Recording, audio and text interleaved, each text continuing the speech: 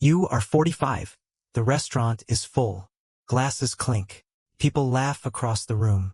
A waiter walks toward your table carrying the bill.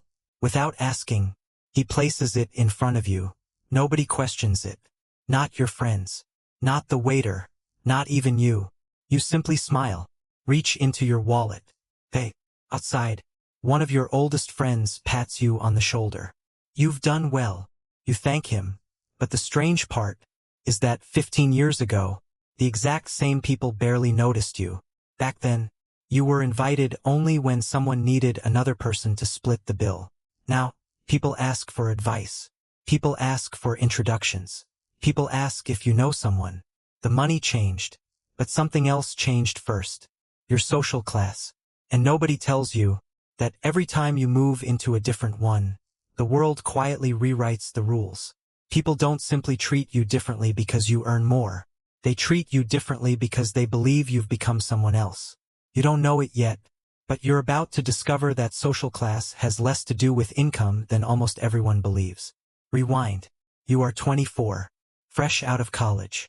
First full-time job. Tiny apartment. Used furniture.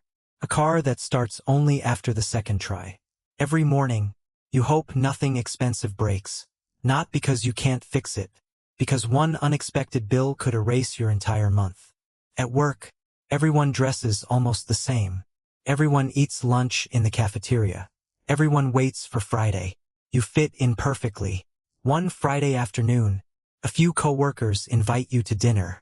A steakhouse downtown. You hesitate, not because you don't want to go, because you quietly open your banking app beneath the table. You calculate. If you say yes tonight, you'll probably have to say no next week. Groceries. Gas. Your phone bill. Nobody notices. You smile. Tell them you already have plans. They assume you're busy. The truth is, you're protecting your budget. That weekend, you walk through a luxury shopping mall. Designer stores. Luxury watches. Shoes displayed like artwork. People leave carrying shopping bags worth more than your monthly rent. For a moment, it feels like another country. Not because the buildings are different, because the people move differently. Nobody checks prices. Nobody seems rushed. Nobody looks worried. You think you're looking at wealth. Years later, you'll realize you were looking at options. At 24, almost none of your options belong to you. You work because you have to. You spend because life demands it. You save whatever survives. Every paycheck already has somewhere to go before it arrives. You think that's normal, because everyone around you lives exactly the same way. Then something small happens. Your manager leaves early one Tuesday. No explanation. No apology. Just gone. The next morning someone says he took his daughter to a school event. You can't stop thinking about it. Not because he skipped work. Because he could. That becomes your first definition of a higher social class. Not a bigger paycheck. A bigger choice. You are 27. 3 years disappear. Quietly, you receive a few raises. Your salary grows. But something else grows faster. Your discipline. Every payday, money leaves your account before you can spend it. Investments. Emergency savings. Retirement. Nobody congratulates you. Nobody notices. That becomes normal. One afternoon, your manager invites the team to lunch. Not the cafeteria. Private restaurant. You mostly listen. People talk about promotions, bonuses, raises. Then one executive says something strange. I haven't looked at my paycheck in months. Everyone laughs. You don't. Driving home, you keep replaying that sentence. Not because it sounds arrogant, because it sounds impossible. Poor people think about surviving the month.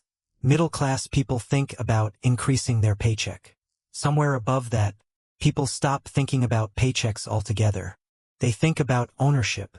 That idea refuses to leave your mind.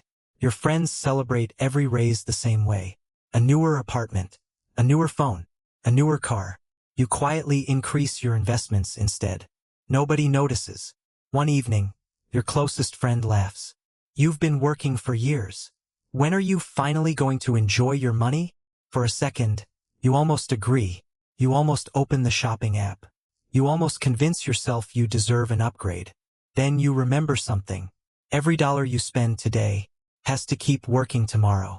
You close the app. Transfer the money instead. Nobody claps. Nobody compliments you. Nobody even knows. That's beginning to become the point. You are learning something strange. Invisible progress feels lonely. But invisible progress is still progress. A month later, your friend arrives at work in a brand new SUV. Everyone gathers around. Photos, compliments, questions. You congratulate him, then quietly walk inside. That afternoon, he jokes that you're too careful. You laugh, but later, while driving home, you notice something. He owns the nicer car, yet you sleep better. He has more attention. You have more peace. At first, they don't seem connected. Years later, you'll realize they were the same decision. You don't know it yet. The hardest lesson still hasn't arrived. You are 30. The apartment is different now. Larger windows, a quieter neighborhood, better furniture, nothing extravagant, just comfortable. One Saturday morning, you sit alone in a coffee shop. A book rests beside your coffee. Across the room, two conversations happen at the same time. One table complains about rent, interest rates, monthly payments. The other discusses businesses, equity, long-term plans. Nobody at either table is pretending. They're simply solving different problems. That's when something finally clicks. Every social class worries. They just worry about different things. One worries about paying bills. Another worries about earning more. Another worries about protecting what they've already built. The problems never disappear. They evolve. A week later, you attend a friend's wedding. Luxury cars fill the parking lot. Inside, the conversations sound different than they did 6 years earlier. What do you do now? Did you buy a house? What neighborhood are you in? Nobody asks whether you're happy. Nobody asks whether you sleep well. Status speaks louder than peace. Near the end of dinner, you meet someone much older than everyone else. Successful. Quiet. He asks only one question. What gives you freedom? You expect him to ask about your career. Instead, he asks about your life. The conversation lasts barely 10 minutes. You remember it for years, because nobody had ever asked you that before. Driving home, you realize something. The higher people climb, the less impressed they become by titles. They become interested in something else. Control. Over time. Over attention. Over choices. Without realizing it, that becomes the next thing you begin building.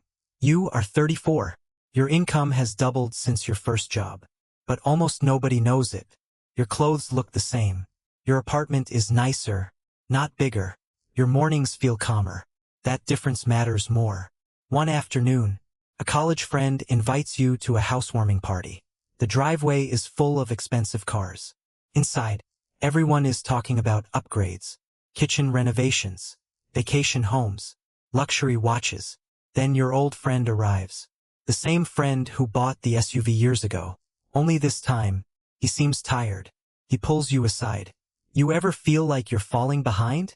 The question surprises you, because from the outside, he appears to have everything. He tells you about the second mortgage, the credit cards, the car loan, the pressure to keep earning. Everything looks successful. Almost nothing feels peaceful. Driving home, you replay the conversation. 4 years. You thought social class meant owning expensive things. Now you understand something different. Real wealth isn't measured by what you can buy. It's measured by what you can quietly refuse. Nobody notices the vacations you skipped. Nobody notices the upgrades you ignored. Nobody notices the pressure you never accepted. But your future notices. Every single time. You are 38. Monday morning. You wake up before your alarm. Not because you have to, because your mind is quiet. You make coffee. Walk to the window. Watch people leaving for work. Traffic begins filling the street. You remember feeling exactly like that. Always rushing. Always late. Always thinking the next promotion would finally make life easier. Then your phone buzzes. Not from your boss. Not from a coworker. An investment notification. A small payment arrives. It isn't life-changing. The amount almost doesn't matter. What matters is where it came from. Not today's work. Yesterday's decisions. You smile, then put the phone down. Years ago, you would have shown someone. Now, you don't even think about it. That afternoon, your friend calls again. He's selling the SUV. The payments became too much. He laughs while telling you, but the laugh sounds heavy. You don't judge him. You almost made the same decisions. The difference wasn't intelligence. The difference was patience. That realization stays with you all week. At work, a younger coworker asks how you always seem so calm. You almost answer with investing, or budgeting, or discipline. Instead, you tell him something simpler. You stopped trying to look like the person you wanted to become. You started becoming that person instead. He looks confused. You understand. At his age, you would have been confused too. Some lessons cannot be explained. They have to be lived. That wasn't the real breakthrough. The real breakthrough hadn't happened yet. You are 42. Monday morning. The office feels different. Not because anything changed. Because you did. Your boss calls you into his office. A new position. More responsibility. More meetings. More money. 5 years ago, you would have accepted before he finished speaking. This time, you ask for a day to think about it. He looks surprised. Most people negotiate salary. You negotiate your life. That afternoon, you sit alone in a small park with a coffee.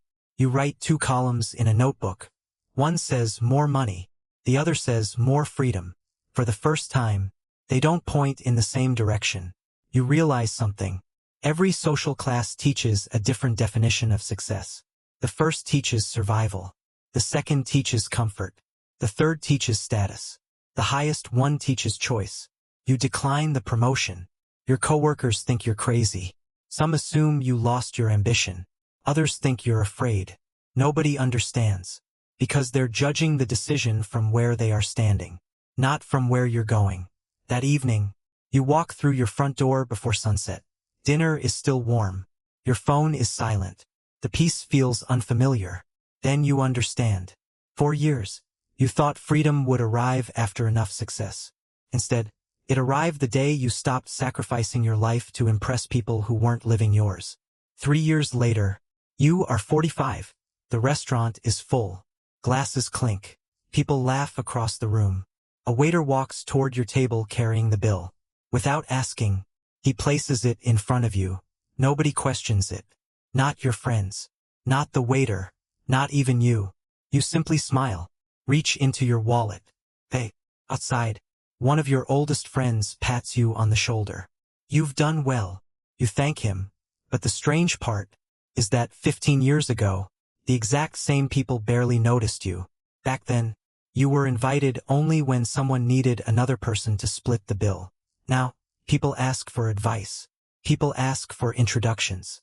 People ask if you know someone. The money changed, but something else changed first. Your identity. People trust what they believe you've become, not what you earn. Someone you've known for 20 years leans closer. So, how did you end up here? You look around the room. Different careers, different conversations, different lives. It wasn't one decision. It was thousands. Most of them invisible. Reading while other people scrolled. Saving while other people upgraded. Listening more than talking. Keeping promises. Showing up. Leaving your ego behind. Nobody applauded any of it. Nobody noticed. But every quiet decision slowly changed the people around you. And eventually, it changed the room you were sitting in. You are 48. One afternoon, you drive through the neighborhood where you grew up. The streets look smaller. The grocery store is still there. The barber shop hasn't changed. Outside, you recognize someone from high school. You spend an hour talking. Then he smiles. You got lucky. You almost explain. Then you stop. Luck is easier to believe than discipline. He never saw the weekends you stayed home. The promotions you earned quietly, the books you finished, the money you invested, the invitations you declined. He only saw where you arrived, not the road you walked. You shake his hand, wish him well, drive away, not feeling superior, just grateful you kept moving. You are 52, no alarm, coffee, kitchen window, the neighborhood is quiet. Nothing about the morning looks extraordinary. That's exactly why it feels extraordinary. Years ago, you thought moving into a higher social class meant earning more. Didn't. It meant worrying less. You thought status would make people respect you.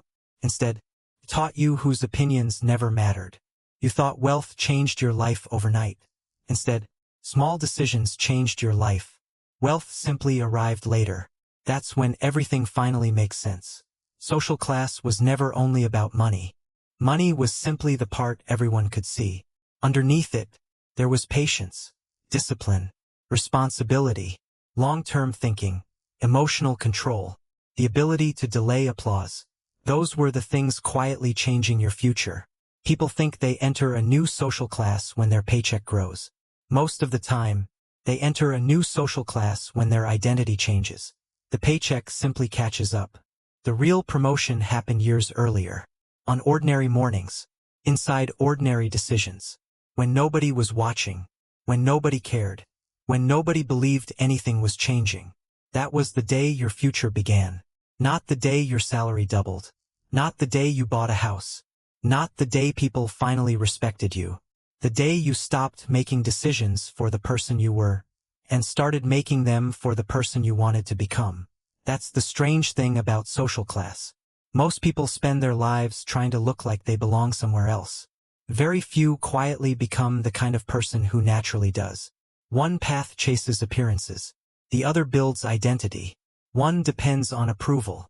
The other survives without it. One disappears the moment life becomes difficult. The other grows stronger every single year. Because the highest social class was never a neighborhood, or a paycheck, or a job title. It was reaching the point where your peace no longer depended on proving anything to anyone. And by the time the world finally noticed, the real journey had already ended years before. You had already become the person you were trying to be. Everything after that was simply the evidence.